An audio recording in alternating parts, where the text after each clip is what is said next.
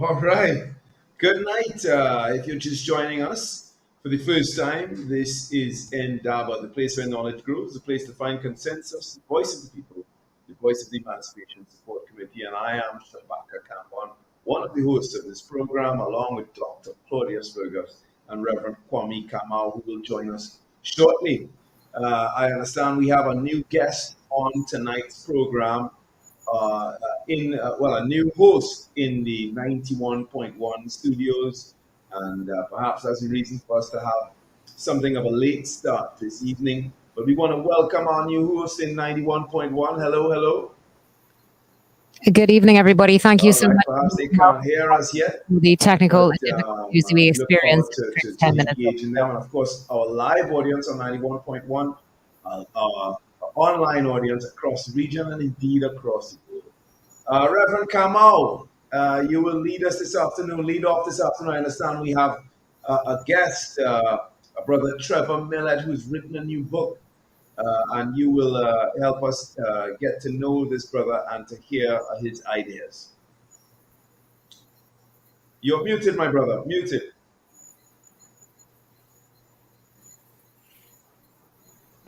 They said anything that can go wrong will go Oh wrong boy, at some point in time.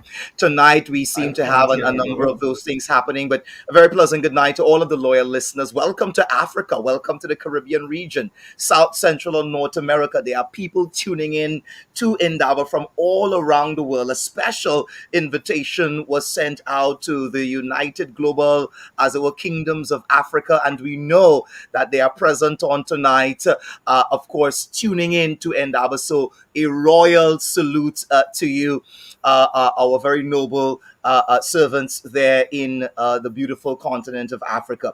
Tonight we have a special guest. Per the advice of my beloved brother, Brother Shabaka Kambon, we have on tonight an author coming from a background of print media and electronic media, coming out of the University of the West Indies. We have a prolific historical author on tonight in the person of Mr. Baba, Elder Trevor Millett. So this opportunity that we have on tonight is, of course, to speak to him live as we anticipate the launch of his latest book on tonight. Can Afro Trinidadians or Black people set up and run successful businesses? That's the rhetorical question. He answers it and he says, yes, we can. And we have. Of course, this book is being launched at the Queen's Park Savannah, the VIP room in particular, and it's taking place on Saturday, the 29th of July, 2023, from 1:45 p.m. to 4 p.m. Now, this author, as I said before, has done other books, which we will all be looking at exploring on tonight, further to our dialogue with the honorable author in Baba Trevor Millett. We'll be certainly getting a foretaste of what's to come in terms of our Kwame Ture lecture series. And to do that, we have the often, as it were, imitated but never duplicated Queen Mother, Dr. Asha Kambon, on tonight to take us through that process. And last but not least, we have, of course, our Africa report on tonight, which is being brought by Dr. Claudius Fergus, already with us on screen. Without further ado, we want to turn to and we want to ask a very important question on tonight. And question number one, in the prelude to this program, we were talking about a couple things. We were talking about the fact that fiction writers are able, through their fiction, to speak to uncomfortable themes and topics, and to, as it were, give a personification to taboos and things that we otherwise would not explore in real life. However, historians and historical writers have the responsibility of addressing and sometimes broaching problems and issues that confront us all on a collective level that sometimes we may not want to look at, or historically we have turned a blind eye to.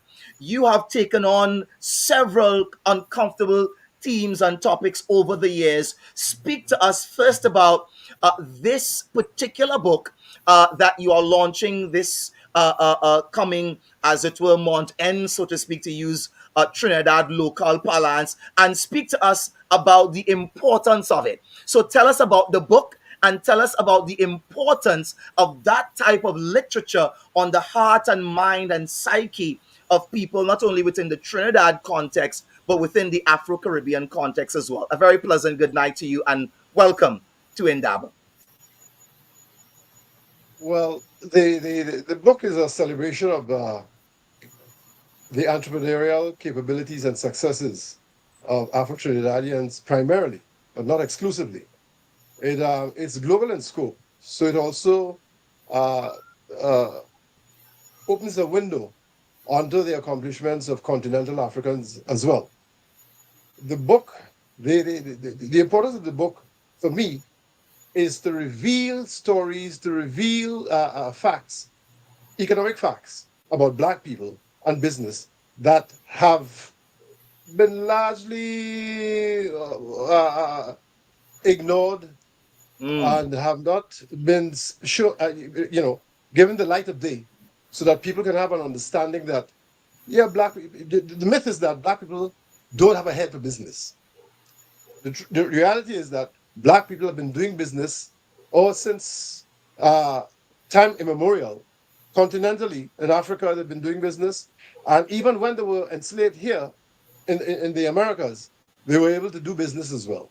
So we need to reveal these things so that people will have a better understanding, Black people will have a better understanding of their own capabilities and not be misled by myths and stereotypes about what what they're not supposed to do. They can do business. They have been doing business. But the point is that those stories are not told very regularly. We don't know the I history concur. of I our concur with accomplishments. you. I concur with you 1000%. As a matter of fact, and this is part statement with a follow up question. Um, we are told time and time again, because of the prevailing myth that African people, Afro Trinidadians, Black people in general, can't do business.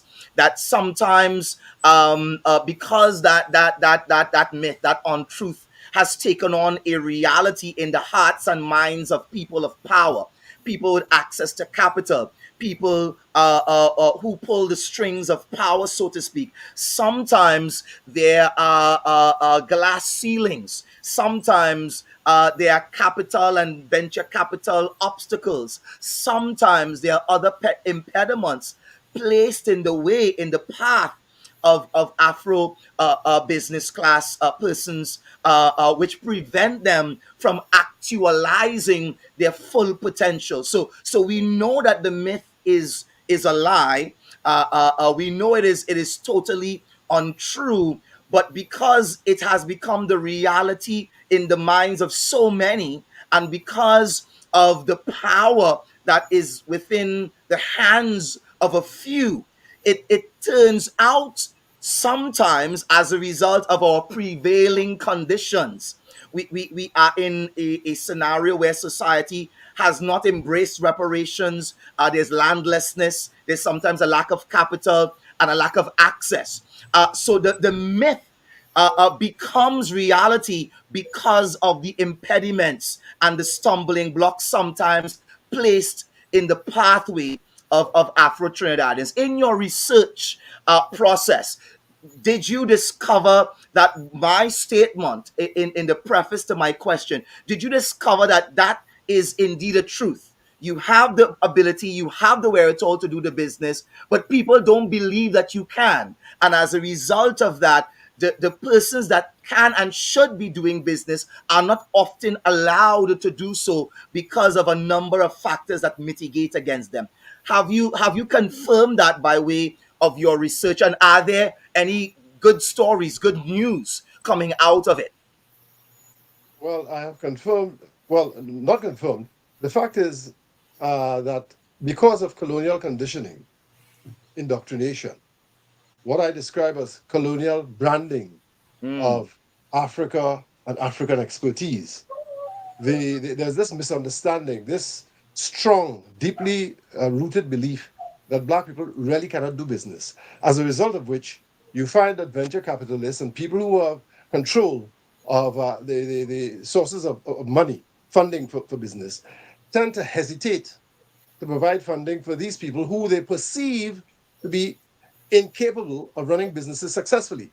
You don't want to put money in the hands of somebody who's going to lose those funds. You want to put money in the hands of people who will make good on their vision to establish a business and run it successfully.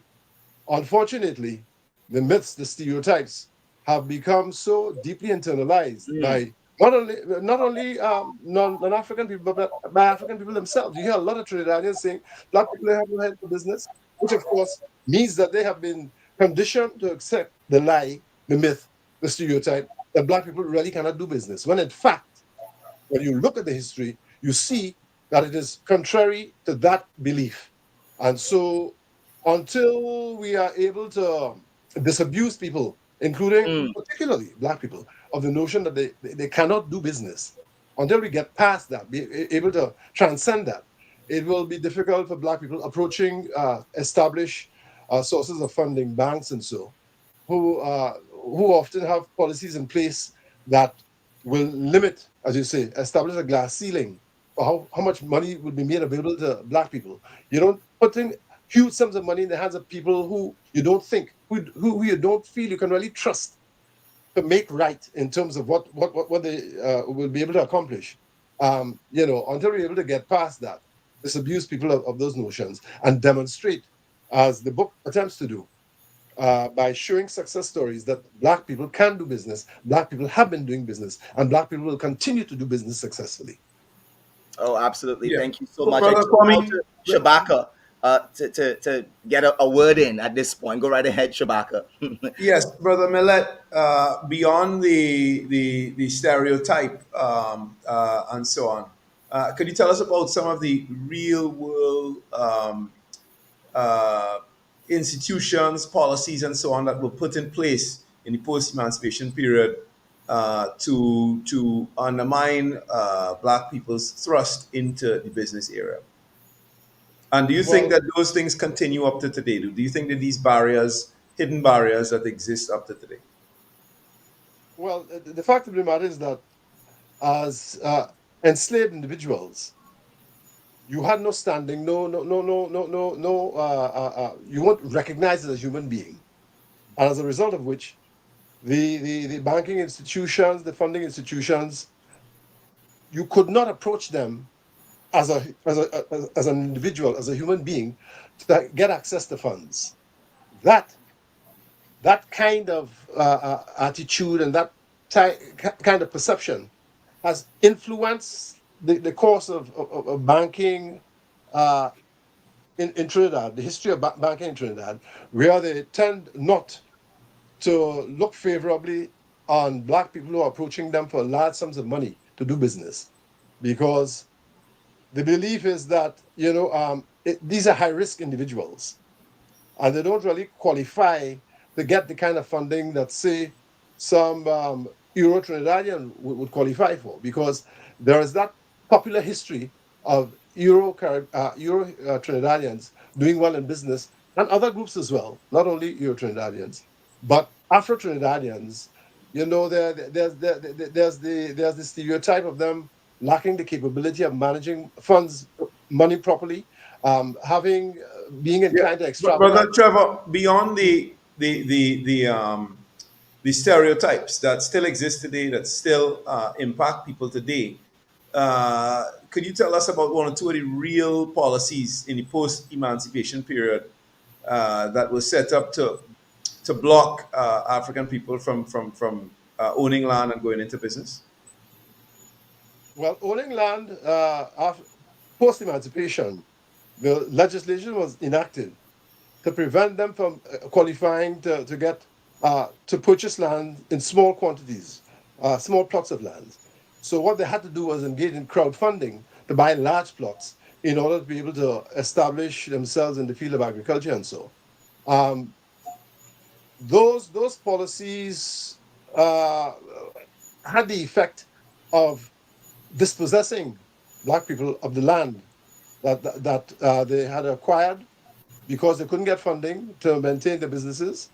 And in terms of policy, you would find that banks tend to impose higher interest rates on the funds that they make available to black people. You would find that they don't necessarily qualify for the actual amount that they want to get. So they generally get less than what they actually ask for. And so they often have to supplement what they're asking for with their own private funding, limited funding funds. So these policies have remained in place from since the time of slavery, right on down to the modern era. Um, the thing is that things are changing, but very slowly. The Could, attitudes are. Brother Miller, can you tell us Yes. about some of the businessmen in your research who have transcended these challenges and done well? Oh well, one of the most outstanding examples would be Isaac McLeod, who was able to get into business in the real estate field. He was land surveying and so, and he was able to accumulate large amounts of assets and so, such that when Neil and Massey were looking to divest themselves of some of the what are considered non-essential or not core areas of business activity, he was one of the people they approached to take some of these companies and so off their hands and so. So Isaac McLeod is a shining example of a man who's been able to accumulate huge amounts of funds and do business on a large scale. Well, I mean, he's the late Isaac McLeod, and you have others like Alden Wayne. He's young, and he has been able to demonstrate his capability in terms of getting funds for online banking services, online financial services, and so. And these individuals have demonstrated that they manage money well. They should not be disqualified from accessing funds. And so the evidence is beginning to emerge that this bias needs to be discontinued in terms of black business and black men and women approaching financial institutions to get funding for their projects, their businesses. Yeah, Uh, what, I guess we have to close off in a short while. So just let me chip in a little bit. Um, yeah, I noticed the title has Trinidadian, not Tobagonian, and I'm wondering why, if there's a special reason for that. And whether Trinidadian itself is a problem separate and apart from Afro West Indians, for example, because my experience of the islands is very different to the negative stereotyping that is projected about Afro Trinidadians on a whole, although I know quite a lot of successful Black businesses. I Great myself question. have been in business pretty successfully for years, so I can speak to that experience, right? But since it's a book launch, tell us, please, Brother Trevor, why should people really want to buy the book? What are they going to learn from it? What they're going to learn is that myths are powerful. Myths can destroy futures. They can prevent people from fulfilling their ambitions, attaining their goals, because misperception as a result of myths could lead people to respond to your requests for funding and so in a way that puts you at a grave disadvantage. You know, you talk about successful businesses. Yes, those are successful businesses that we know about, but generally, those outside of our community don't know about them. And so there's this strong belief that these people know that, even now, as I say, it's changing, but slowly.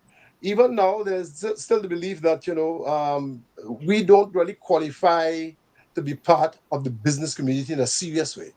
But as I said, you have people like Isaac McLeod, Robert York, you have people like Alden Wayne, and so, who have demonstrated convincingly and that we can do business, we qualify for funding to do business. And so we need to get past this bias, this myth, and so that black people can't do business. And about concerning you said that I'm the title of the book also mentions Afro Trinidadian businesses in the black and not Tobagonians. Well, my hope, my plan is to do the Afro Tobagonian business experience in the not too distant future. So it is, I'm not suggesting, because after all, Isaac T. McLeod, he was of Tobago origin, Robert York, also of Tobagonian origin. And so that is going to be treated as a separate area of study and research. Okay, Powerful, quite powerful. Kwame, you need to take us out now. And Absolutely, I was just about to do that. So you've been listening to the voice of course, Trevor Millett. The book launch is going to be at the Queen's Park Savannah VIP room on Saturday, 29th of July, 2023, from 1:45 p.m. to 4 p.m. The rhetorical question raised: can Afro-Trinidadians, black people, set up and run successful businesses? We've been hearing on tonight, and certainly by way of this promo, the answer is yes, we can. And we have. And so that is our story, and we are sticking to it. We would like to certainly thank our guest for joining us on tonight. Hopefully, you'll stay for Indaba overtime, but in the meantime, we need to turn over to Baba Fergus, who will be leading us into our Africa report for tonight.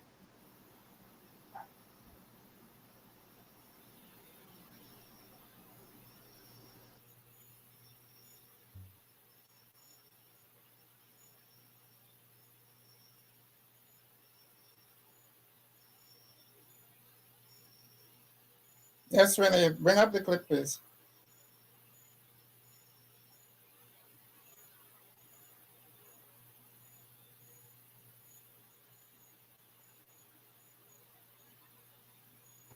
This edition of the Africa Report is on indigenous architecture in Africa, mainly south of the Sahara, sub-Saharan Africa, as some say.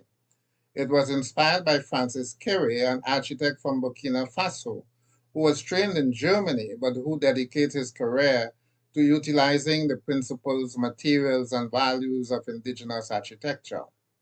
At first, I intended to speak only about Kere's work, but that will not do justice to the topic, so I will do a two-part series. In this edition, I will review the indigenous architectural landscape across many sub-regions of Africa.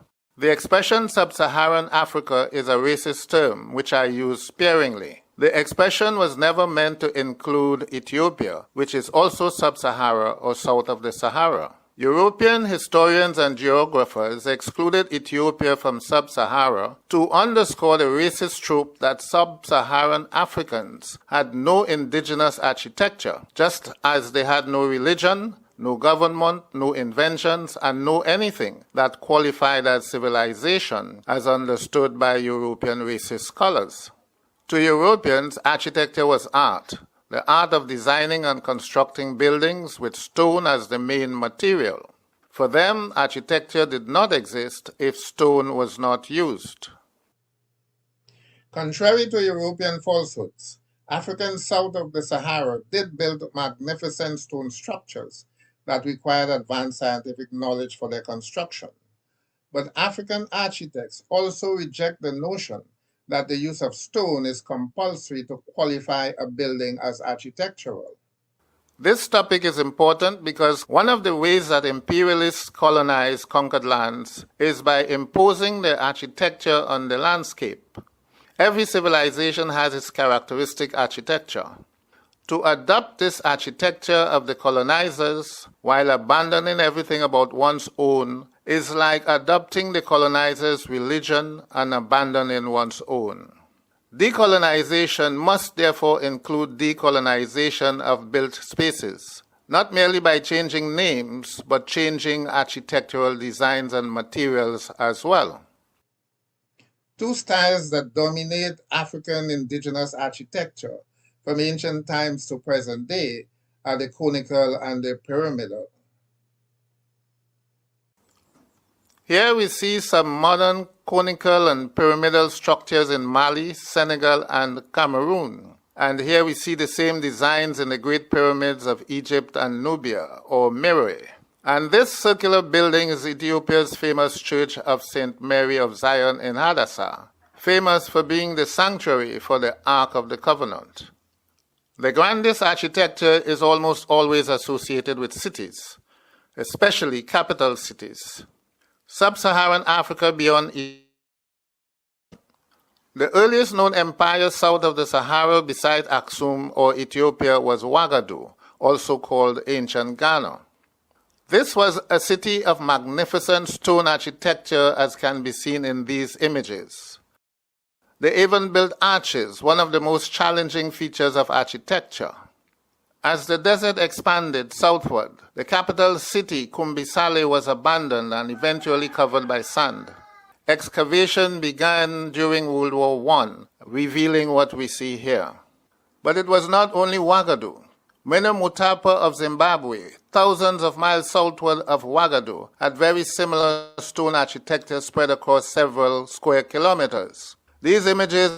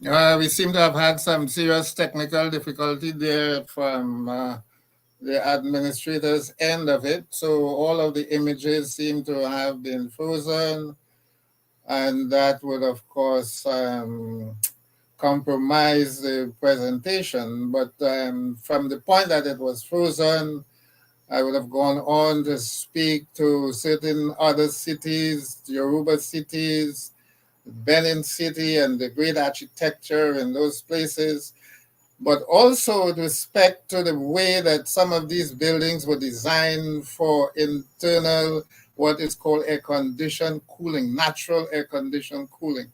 And there's design structure, which now is being incorporated into modern architecture, which I hope to address in another edition of Indaba. So bearing in mind that the time is well advanced, we started late and all these technical difficulties, and we have Dr.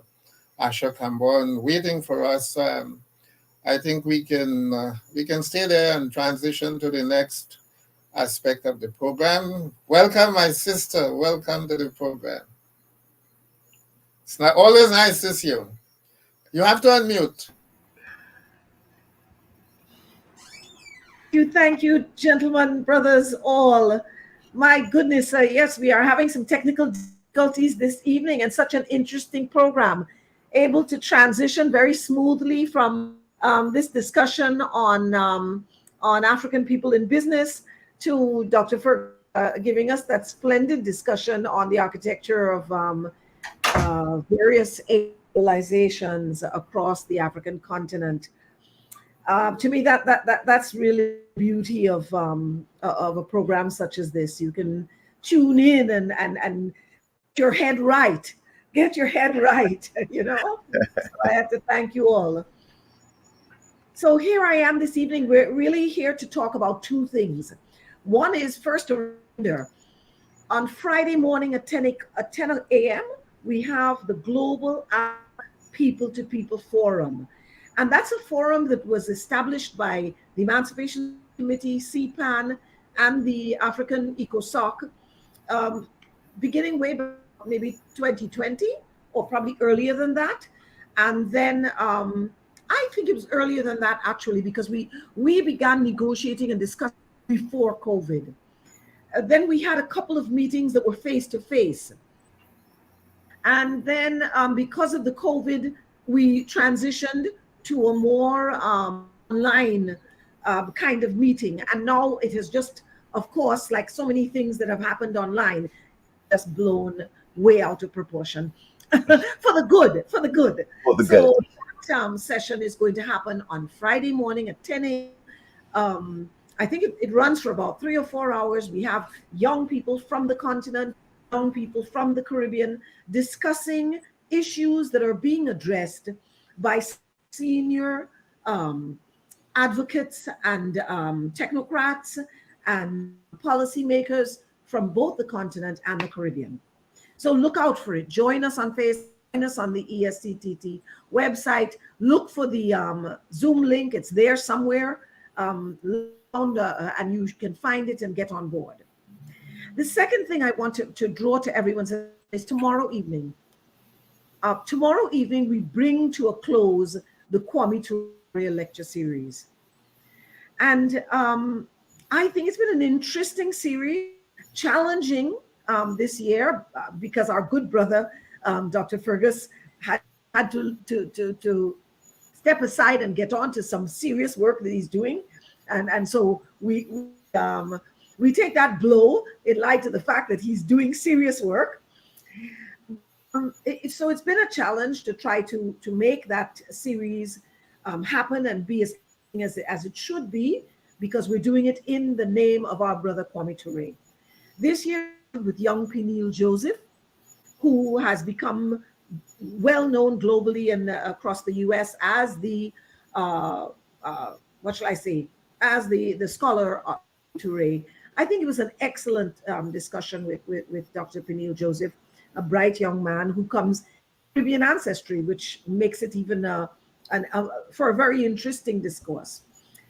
Tomorrow, however, we're going to look at women in the Pan-African struggle. So we're capping off the two ends of this discussion. We had a wonderful discussion on Haiti, by the way, and we had our brother Roel Gibbons from the University of the West Indies and Shabaka moderating in that discussion, which I thought was quite rich. Interesting video in between. But on tomorrow afternoon, we urge you all to jump in. We have the world-renowned Trinidad and Tobago scholar, Professor Carol Boyce Davies. And Carol is going to, I think she's going to take the same way Dr. Fergus was just taking us all over the African continent, looking at the architecture of the continent. She's going to be looking at the architecture of women's participation in the Pan-African struggle. And that will be a very interesting discussion. With her, we have Dr. Olabisi Kuboni, who is no stranger to us, but sometimes is a stranger to Trinidad and Tobago. People really don't know the depth of her involvement and contribution to where we are now as a people, accepting our own names, accepting our Africanness, accepting institutions around ourselves as an African person. And we have to credit good sister, Dr. Olabisi Kuboni, who is an educator in her own right. And I think she's ready to spank a few hands in the way in which education is still being directed in Trinidad and Tobago, which is another story entirely. With her is another young woman. She's of Caribbean roots, I think Trinidad and Tobago root, Keisha Thompson. Keisha did her first film project a couple of years ago on women in the Black Power movement in Trinidad and Tobago. She's going to show us from that, and we're going to have a very interesting discussion. Keisha is now an associate lecturer in New York. I think it's at CUNY, City University of New York, and doing some good work in the field of psychology. So I look forward to a very interesting Thursday and then an exciting Friday morning when we have this huge global Africa People to People Forum. Sounds very exciting. And just to remind people, how would they tune in tomorrow and on Friday morning? Okay, tomorrow, easy pickings. Get to the ESCTT Facebook page or the YouTube channel. And then on Friday morning, and that tomorrow will be at 5 o'clock. Tomorrow's at 5 o'clock in the afternoon, Yes. our time. And it's a 2-hour session. We go from 5 to 7, a really rich discussion. By the way, I should mention that Dr. Carol Boyce Davies is just on her way back from Ghana, actually. She just came back from the memorial service for Mama Edu, Professor Edu, who, and I think she'll tell us a little about that. I'm excited to hear some of it myself. She said it was a very full transition ceremony, and I look forward to hearing how that went. So we spoke to her today. Despite her exhaustion from just coming back from that, she's committed to sharing with us her information tomorrow afternoon. So I think we should all be there and look out for it. 5 o'clock tomorrow afternoon. And for the Global People to People Forum. Right. What time is that? That's at 10 in the morning. And I think it's to 4 in the afternoon, 10 in the morning to 4 in the afternoon. Again, it's going to be live on our Facebook page and on our ESCT YouTube So channel. for those people who are working or working from home, you just have to put on your laptop and try to tune into the things you find most interesting throughout the day. That's right. That's right. Yeah. There should be there's got to be something there for you that you're going to find very interesting. This year, I think where there's going to be, at the forum, there's going to be a message from none other than the Prime Minister of Barbados. Yeah, and I understand that beyond the Prime Minister of Barbados, Sister Mia Motley, we also may have other leading Caribbean dignitaries as well. Yes, that's right. I think the Prime Minister of St. Vincent and James is also going to give a message, expecting a message from Professor Hilary Beckles, and so on. And I think our own Cameron will also bring a message in the morning. So we really should have a full day and a full day on Friday, all dedicated to that's on Friday. To the voices of global Africa. That's right. That's right. That's right. And young people have just got to jump on board because this one is completely targeted to young persons. Okay, so with that good news, and I'm sure the excitement is building in our audience, both here online on 91.1 Talk City. Let us transition to Indaba Overtime, and I want to invite you to stay with us, along with Brother Trevor Millett, if he's still with us. Can we bring him up to from backstage, Rennie? Could we invite the audience to ask some questions, because sometimes we may overlook some aspects of the announcements from Sister Asha. Yes, indeed. So we're going to invite our audience, our listening audience on 91.1. That's 6224911. If they'd like to call in, and of course, those of you online can write your questions in. We will see them here on Indaba. Let me start with a question to you, Dr. Fergus. One of the things I noted in my research was that Europeans claimed some of those stone structures. So after saying that Africans didn't build anything worthy of being described as architecture because they weren't in stone, they claimed some of the stone structures deep in the south of Africa, Monomotapa in Zimbabwe, for example, as their own, as being built by dark-skinned Europeans of the past. And in fact, during the apartheid type regime there under Ian Smith and Cecil Rhodes, they destroyed part of the structure. Is that your reading of it? Is that correct? Yes, they have not only claimed it for themselves, but whenever that claim is debunked, they also claim authorship and the architecture of it for other people. So that they would have, for example, said that the Chinese would have been builders, the Arabs would have been builders, the Jews also came in for credit for building ancient Zimbabwe, particularly the city buildings, Kumbi Sale. So yes, that is true. And whenever they can't get away with any of that, they said, well, look, it's not the black people that were enslaved, it's the Hamites, a different phenotype that they call their cousins, the black white cousins. You see, so Dark-skinned Caucasians. yeah, the demonization of Africa is complete. They do not give up. They keep dancing from one myth to the next. So you're quite correct. Yeah, let me just add to that. There is in some of the research I did a couple of years ago, they have the actual evidence where Cecil Rhodes hires an archaeologist in England and tells him that his job is to discover the white European origins of the civilization in Zimbabwe. He cannot come back home unless he comes back with the information Cecil needs to prove his point. So they don't start off from information and research. They start off from the premise and then they try to find research to back their premise. I think that's very interesting to note about how they operate on the continent and across the world, in fact, when they turn on the history of the natives.